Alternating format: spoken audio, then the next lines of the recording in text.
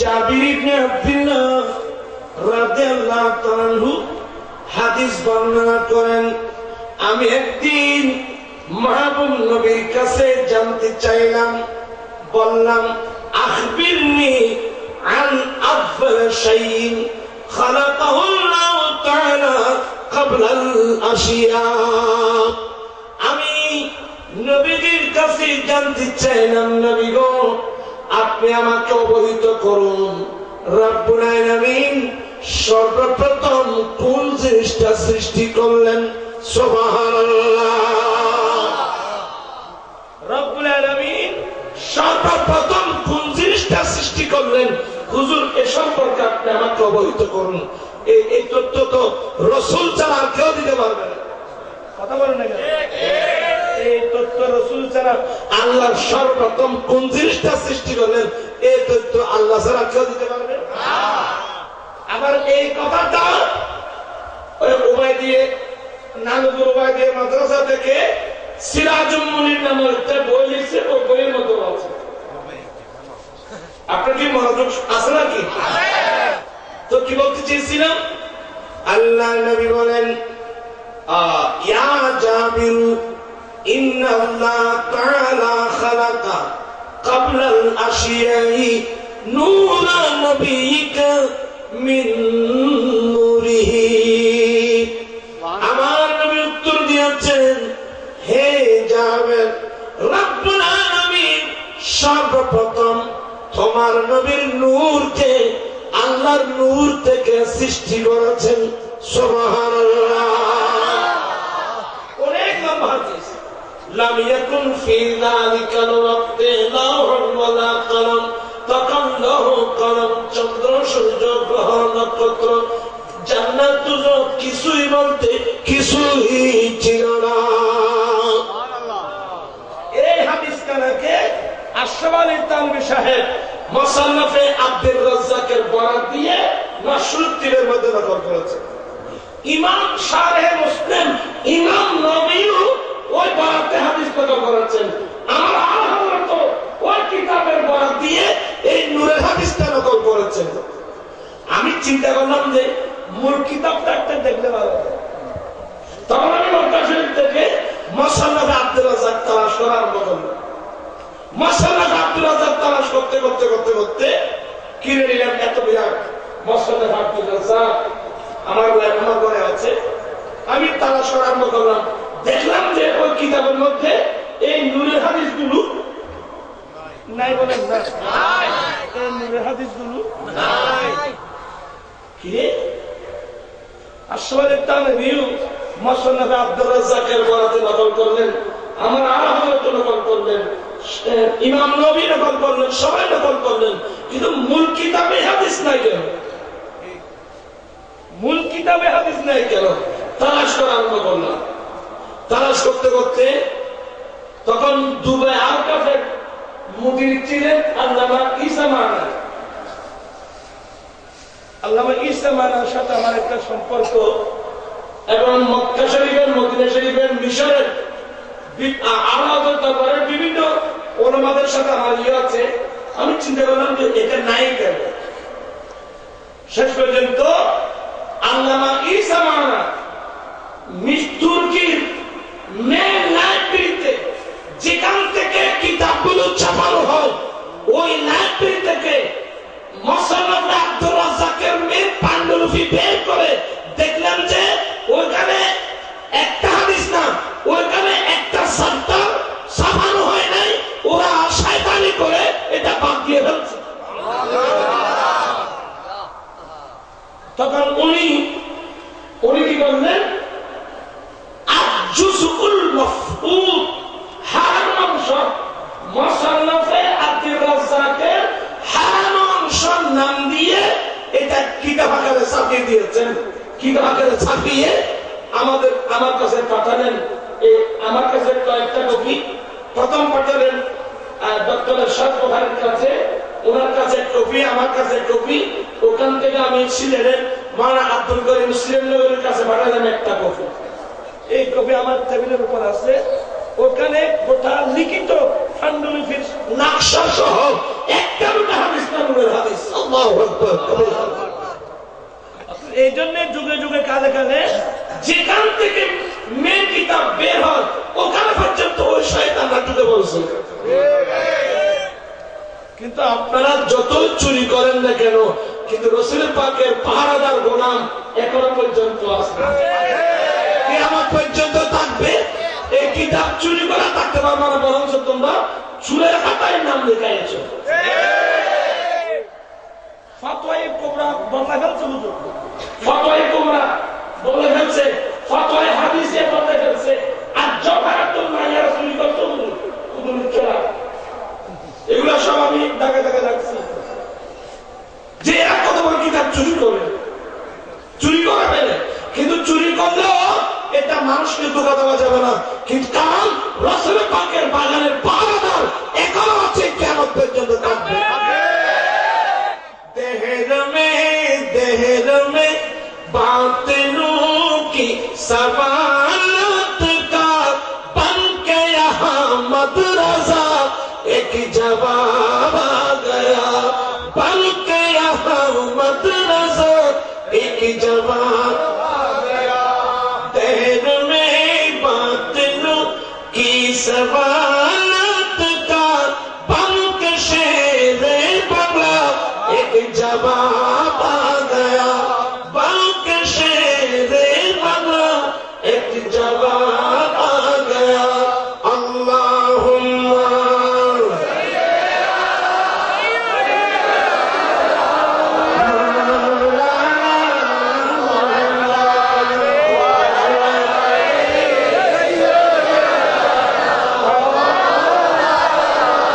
আপনারা বিরক্ত হচ্ছেন?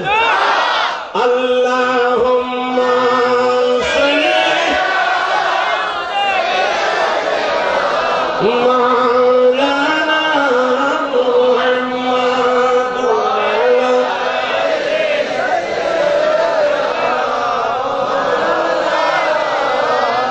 ইচ্ছা করলে প্রাণের নবী তাকতে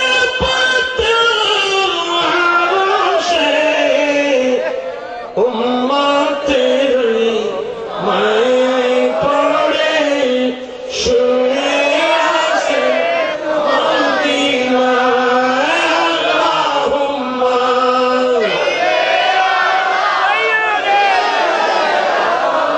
মাওলানা মুহাম্মদ।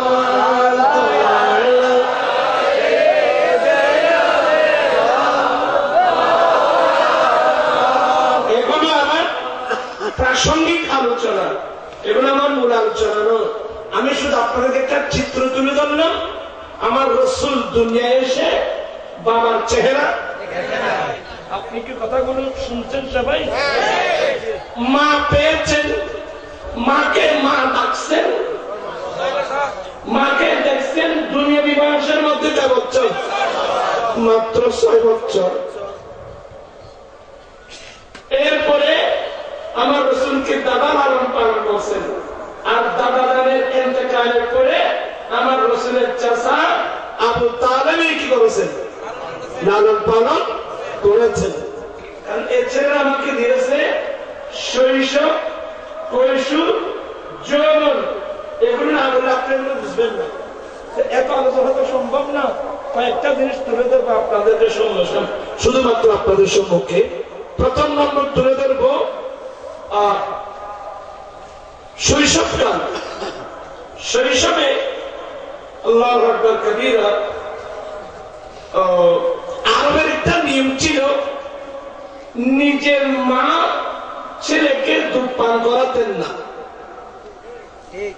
এটা আরবের একটা দস্তুর ছিল যে কারো যদি ছেলে সন্তান জন্ম লাভ করত, তখন আরব স্থানে একটা দস্তুর ছিল, গরিব মেয়েরা যদি কারো ছেলে সন্তান হতো তখন ওরা কি করত, গ্রাম অঞ্চল থেকে ওরা দলে দলে সিটি এলাকায় আসতেন।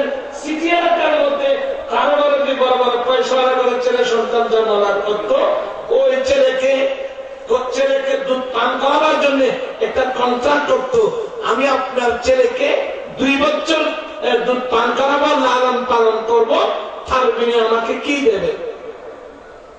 এটা একটা নিয়ম ছিল আরব স্থানে। এখন তো সেই নিয়ম নাই। কথা বলে না কেন?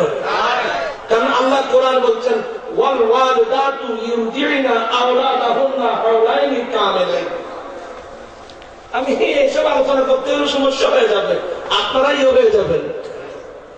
তো বনু বকর পুত্র এটা তায়েফ থেকে প্রায় 100 মাইল দূরে।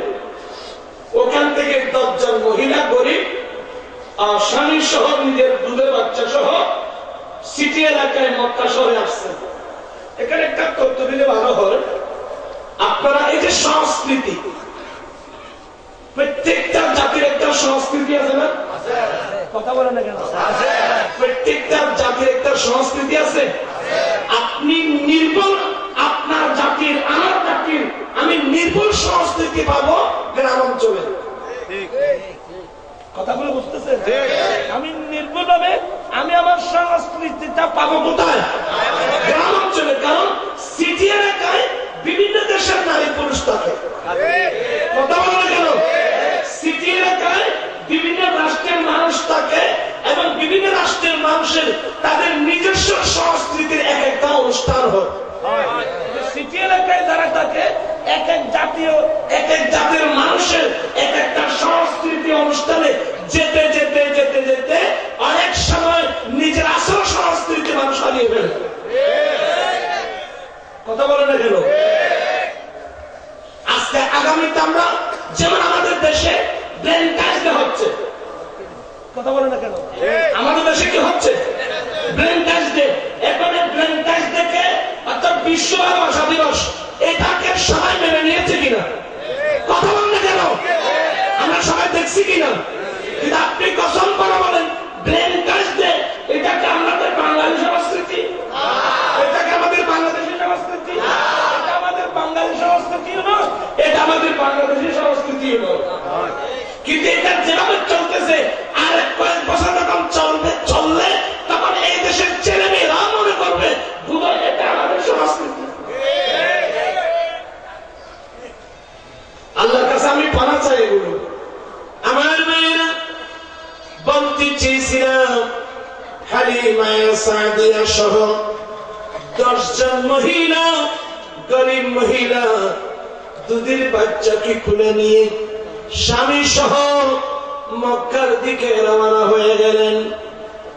কিন্তু হালিমা সাদির উটনি একেবারে দুর্বল ছিল, এটা সবার পিছনে পড়ে গেছে।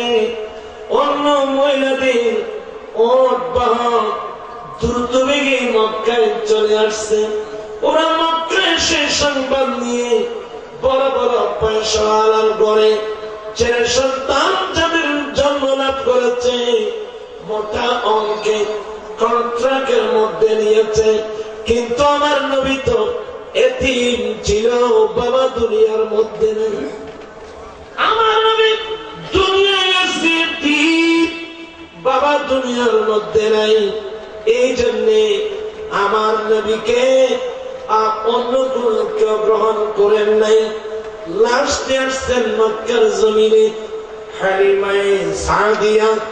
এ হালিমায়ে সাদিয়া এসে সংবাদ পেলেন মক্কা শহরে বড় পয়সাওয়ালাদের ছেলে অন্য মেয়েরা মোটা অঙ্কে নিয়ে গেছে।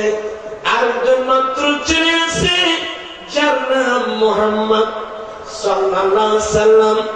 এই বাচ্চা এতিম, এই ছেলেকে কেউ নেন নাই। হালিমা চিন্তা করে আমি খালি হাতে ফিরে যাব না এই এতিম বাচ্চাকে নিয়ে যাব। যাই হোক খালি হাতে যাওয়া ঠিক হবে না। স্বামীর সাথে পরামর্শ করলেন, স্বামীও পরামর্শ দিলেন খালি হাতে যাওয়া ঠিক হবে না। এতিম বাচ্চা হলো, বিনিময় কম পাওয়া গেলেও এই ছেলেকে নিয়ে যাওয়াই ভালো হবে। আসলে ছিল। আল্লাহু আকবার বলুন না। আলমে বানাসি ঈসা ইশারা মিল গয়া, हम बेस सहारों को मोहम्मद का सहारा मिल गया ना जिक्र अपनी मुकद्दर पर हलीमा सादिया ना जिक्र अपनी मुकद्दर पर हलीमा सादिया शहर मक्का में तुझे मौला का प्यारा मिल गया स्वलातु या अलैकुम। और एक लंबा आलोचना, এত লম্বা আলোচনায় যাব না। আমার নবীকে নিয়ে গেলেন হালিমায়ে সাদিয়া। হালিমায়ে সাদিয়ার বর্ণনা, মহিলাদের একটা স্বভাব হলো ওরা কোন ছেলেকে দুধ পান করাবার সময় প্রথমে ডান পিস্তলে দুধ পান করাতেন, ঠিক কিনা? আমরা মুমিনের যে কোনো কাজ কোন দিক থেকে, এই মশলাগুলো মনে থাকবে বাবা। আমরা মুমিনের কাজ কোন থেকে? ডান দিক থেকে। মা বোন প্রথমে ছেলেদেরকে দুধ পান করাবেন ডান পিস্তলের দুধ। ডান পিস্তলের দুধ আপনার দুধের বাটগুলো ছেলের মুখে দেওয়ার সময় ছেলে তো বিসমিল্লাহ পড়তে জানে না, মায়ের উচিত বিসমিল্লাহির রহমানির রহিম বলে আর নিজের পিস্তলকে ছেলের মুখে দেওয়া। মনে থাকবে? আমি মাবুন যেখানে আছেন ওখানটা আমার কথাগুলো শুনুন। আমরা যারা মুমিন আছি আমাদের কাজ প্রথম থেকে কথা বলে গেল ডান থেকে, রাইট কথা বলেন, রাইট লেফট বলেন, রাইট কথা বলেন, রাইট লেফট, কিন্তু ডান বাম। কিন্তু অন্য অন্য জাতির চলে রাইট, এটা আমাদের কথা হবে প্রথমে কি রাইট। আমরা ডানপন্থী তো, কোনপন্থী? হাত উঠায় বলতে হবে আমরা কোনপন্থী? আমরা ডানপন্থী, আমরা বামপন্থী না। আমাদের যে কোনো কাজ করতে গে কথা বলে মা বোনরাও নিজের ছেলেকে ছেলের মুখে পিস্তান দেওয়ার সময় আগে কোনটা দিতে হবে? ডান থেকে। আমরা ছোটকালে দেখতাম আমাদের মা বা আমাদের খালা এরা কিন্তু জানতেন ডান দিক থেকে। মহিলাদের স্বভাব এক পিস্তানের দুধ পান করানোর পরে ছেলেকে এদিক ঘুরায় বাম পিস্তানের দুধ দেওয়া হতো, ঠিক কিনা? হালিমায়ে সাদিয়া বলেন আমি 2 বছর মুহাম্মদ সাল্লাল্লাহু আলাইহি ওয়াসাল্লামকে দুধ পান করাইছি। মুহাম্মদ সাল্লাল্লাহু আলাইহি ওয়াসাল্লাম আমার ডান পিস্তলের দুধই পান করলেন। এত চেষ্টা করলাম কোনদিন ভুলেও আমার বাম পিস্তলের দুধ উনি পান করেন না। নিশ্চয় এখানে আমাদের কোন শিক্ষণীয় বিষয় আছে। আমার নবী দুধুমার খুলে বসে বিশ্ববাসীকে ন্যায়ের শিক্ষা দিয়েছেন। সুবহানাল্লাহ। মুহাদ্দিসিন ইকরামরা লিখেন যে আমার নবী দুধুমার খুলে বসে শুধু ডান পিস্তলে দুধ পান করেছেন, কোনদিন ভুলেও বাম পিস্তলে দুধ পান করেন নাই। এর রহস্যটা কি? বলে রহস্য হলো আমার নবী জানেন যে হালিমায়ে সাদিয়া থেকে দুধ পান করার মধ্যে আমার নবী একক নয়, আমার নবীর সঙ্গে দুদু ভাই আব্দুল্লাহ অংশীদার আছে।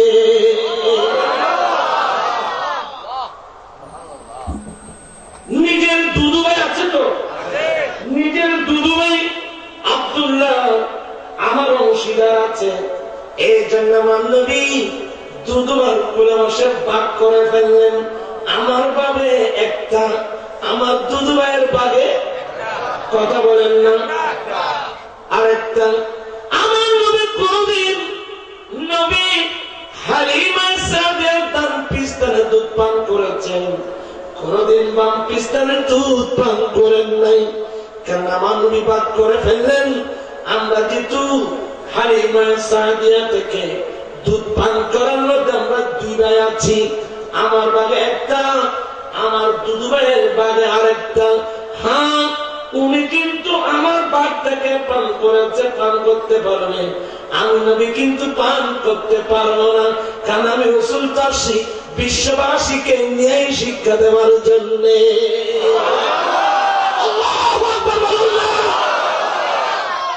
মা কোলে বসে পৃথিবীর মানুষকে ন্যায়ের শিক্ষা দিচ্ছেন আমার রাসূল। জোরে বলুন না সুবহানাল্লাহ। আল্লাহু আকবার কবীরা। আমার নবী কি দুধ পান করালেন 2 বছর। এই সময়ের মধ্যে অনেক অলৌকিক ঘটনা হালিমা সাদিয়া দেখলেন। একদিন আজ জ্যোৎস্না রাত, হালিমা সাদিয়া মোহাব্বতের স্বামীকে নিয়ে বাইরে বসলেন।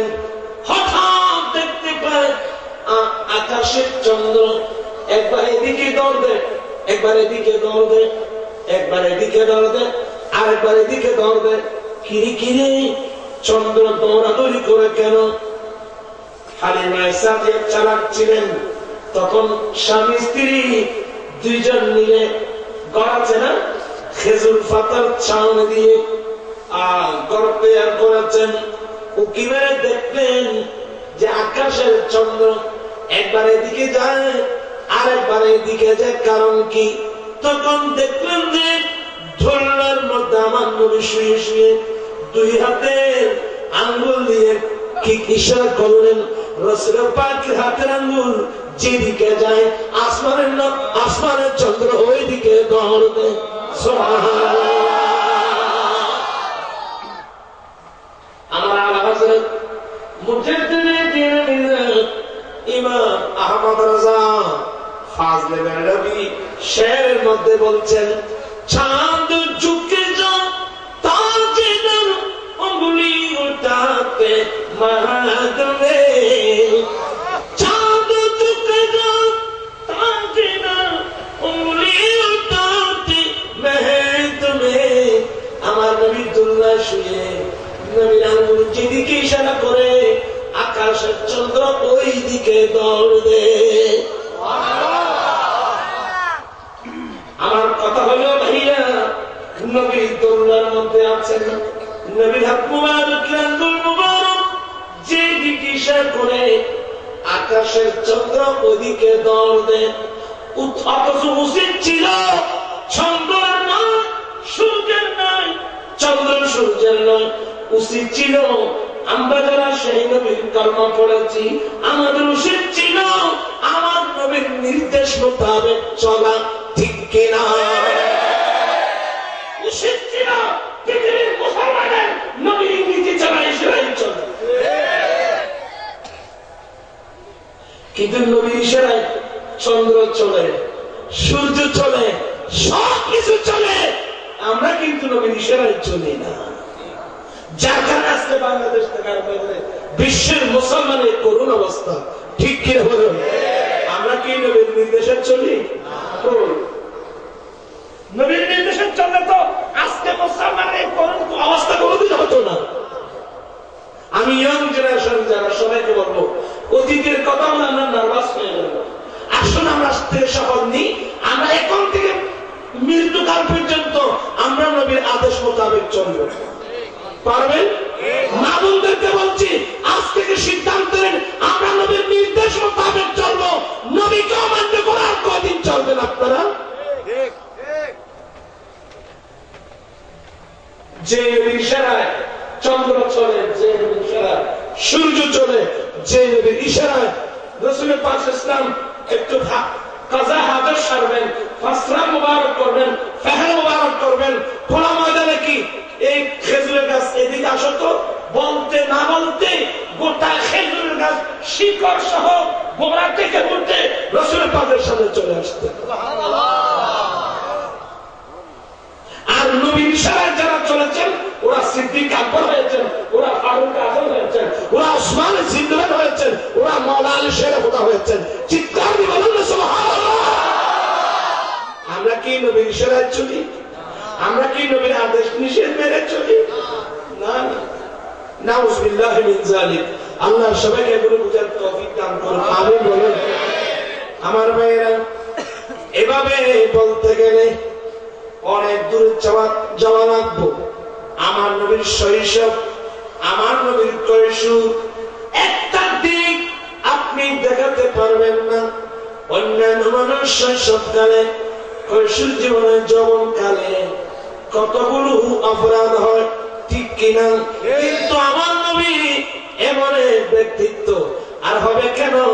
আমার আল্লাহ বলছেন লাকাদ কানা লাকুম ফী রাসূলিল্লাহি উসওয়াতুন হাসানাহ।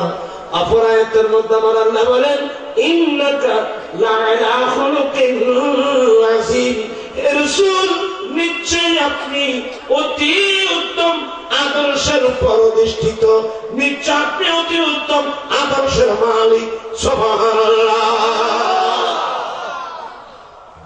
আমার আল্লাহ হযরত তার শেরের মধ্যে বলছেন, রাত তো গভীর হলে আপনাদের কষ্ট হবে।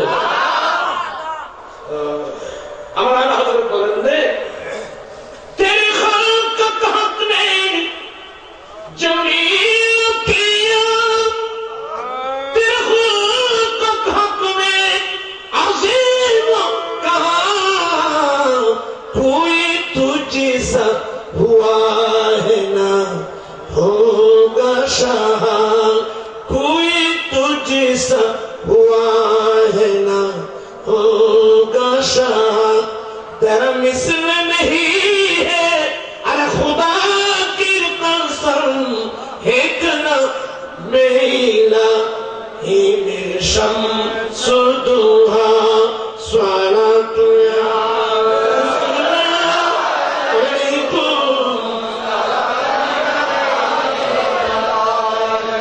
মেশকাত করলে পাবেন, বুখারী করলে পাবেন। এই আয়াত যখন নাযিল হলো, উম্মুল মুমিনিন মা আয়েশা সিদ্দিকা রাদিয়াল্লাহু তাআলার কাছে জানতে চাওয়া হলো, মা রব্বুল আলামিন নবীর চরিত্রের যে প্রশংসা করলেন, নবীর খুলক, নবীর চরিত্র দ্বারা কি বোঝানো হলো? উম্মুল মুমিনিন মা আয়েশা সাথে সাথে উত্তর দিয়েছিলেন, কানা খুলুকুল কুরআন। আল্লাহর নবীর চরিত্র হলো 30 পারা কোরআন মাজিদ। জোরে বলুন না সুবহানাল্লাহ। উম্মুল মুমিনিন এত জামে মানে উত্তর দিলেন, কানা খুলুকুল কুরআন। রাসূল পাকের চরিত্র হলো গোটা 30 পারা কোরআনে মাজিদ। উচ্চ স্বরে বলুন না সুবহানাল্লাহ। আল্লাহু আকবার কবীরা। অপরায়তের মধ্যে সূরা মুমিনের 10টি আয়াত তেলাওয়াত করা হয়েছে। আপনারা বিরক্ত হয়ে যাবেন। আমি নবীজির পাগল, আমি মদিনার পাগল, আমি নবীজির পাগল, আমি মদিনার পাগল। মদিনার দোলে বানিব, মদিনার দোলে বানিব, নয়নের কাজল, আমি নবীজির পাগল, আমি মদিনার পাগল, আমি নবীজির পাগল,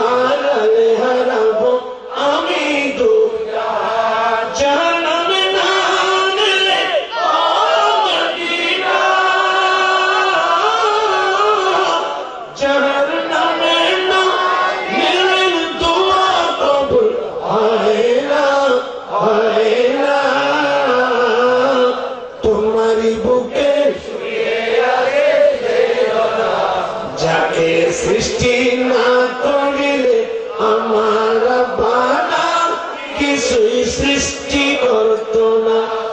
ও মদিনা তোমায় বলতে পারি না। আল্লাহুম্মা সাল্লি মাওলানা মুহাম্মদ ওয়া আলা মাওলানা। আমি বেশি আলোচনা না নিয়ে বর্তমানে আমি কয়েকটা দিক নিয়ে আলোচনা করলে আমার বলা হয়। এক নম্বর বলবো যে আমার রাসূল যে যুগে ওইটা শিখরা আইয়ামে জাহেলিয়াত বলছে, ওই যুগে পর্যন্ত আমার নবীর উপাধি ছিল আল আমিন। আমিন। কথা বলেন কেন?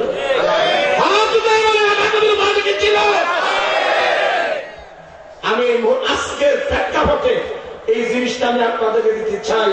আমরা কি রাসূলের পাককে ফলো করতে পারি কি পারি না? আমরা আল আমিন নবীর উম্মত হতে চাই কি চাই না? আমার উদ্ধার আমার মধ্যে থাকার দরকার আছে কিনা? দরকার আছে কিনা?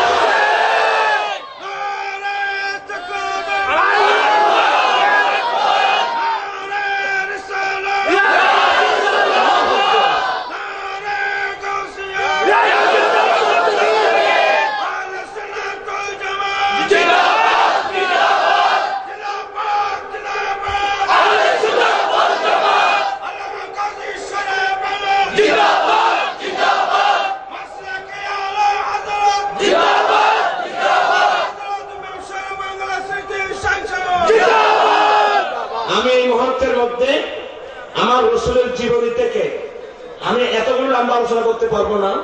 মুসলিমের কয়েকটা কথা বলবো। এক নম্বর কথা বলছি, আমার নবীর উপাধি আল আমিন। কথা বলেন। আমার নবীর উপাধি কি ছিল? কারাই ডাকতো? তৎকালীন যুগের কাফের, মুশরিক, ইহুদি, নাসারা, পরা, সুলতান, নারী, পুরুষ সবাই আমার রাসূলকে আল আমিন ডাকতেন। কথা বলেন না?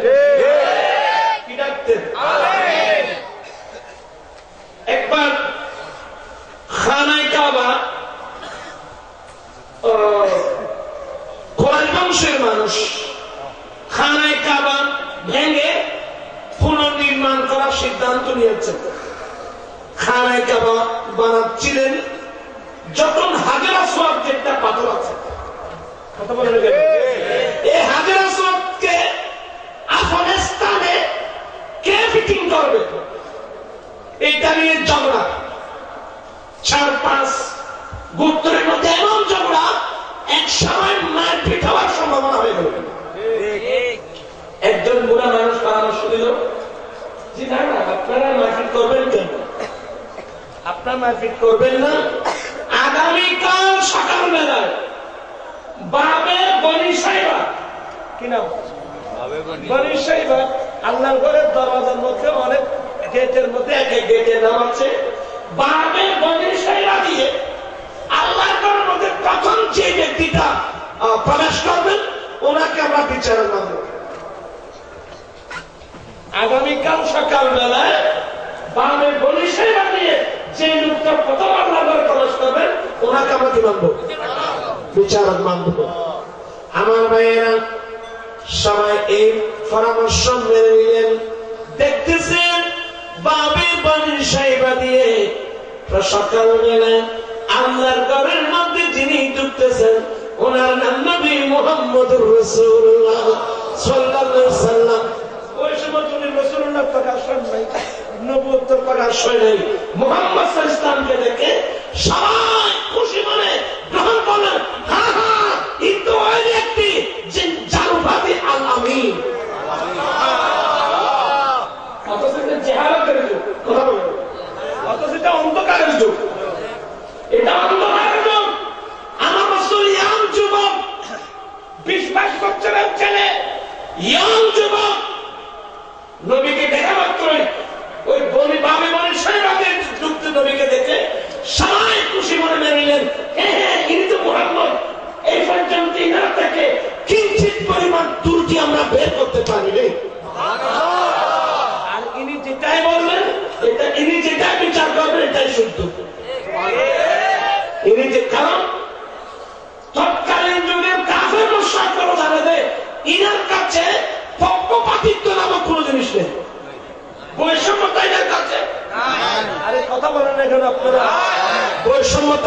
আছে? আমরা তো গোত্রে গোত্রে বৈষম্য, এখনো গোত্রে গোত্রে বৈষম্য। আমার এই লোকটা অপরাধ করলেও যে তিনি আমার বংশের, তারপর আমি ওরা পক্ষে। কথা বলে এখন এগুলো আছে তো, আমার গোত্রের লোক অপরাধ করলেও যেহেতু সে আমার গোত্রের, আমি তার পক্ষ নিই। কিন্তু রাসূলুল্লাহ সাল্লাল্লাহু আলাইহি ওয়াসাল্লাম এমন এক ব্যক্তিত্ব যার মধ্যে পক্ষপাতিত্ব ছিল, বৈষম্যতা ছিল না।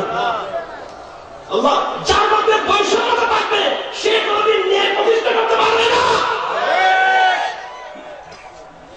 সবাই খুশি করে মেনে নিল, আর আমার রাসূল অথচ তখন নবুয়ত প্রকাশ হয়নি। আপনারা ঝগড়া করছেন কেন? হুজুর আমাদের মধ্যে একটু ঝগড়া হলো, এ হাজের আসওয়াদ আল্লাহর ঘরের সাথে ফিটিং কে করবে, সবাই মারপিট হওয়ার মতো, আপনি একটু বিচার করে দেন না, যেন কোন সবাই যেন আপনার বিচার মেনে নেন। সাথে সাথে আল্লাহ নবী বলে একটা চাদর নিয়ে আসেন, চার কোণে চতুর্ভুজ করে রাখেন, চার কোণে একটা চাদর নিয়ে আসেন। নিয়ে আসা হলো, চাদরের উপর হাজের আসওয়াদ রাখা হলো। আপনারা কয় গোত্রের মানুষ? হুজুর আমরা 4 গোত্রের মানুষ। বলে সবাই তো ওঠাতে পারবেন না, আপনার গোত্র থেকে একজনকে নির্বাচিত করুন।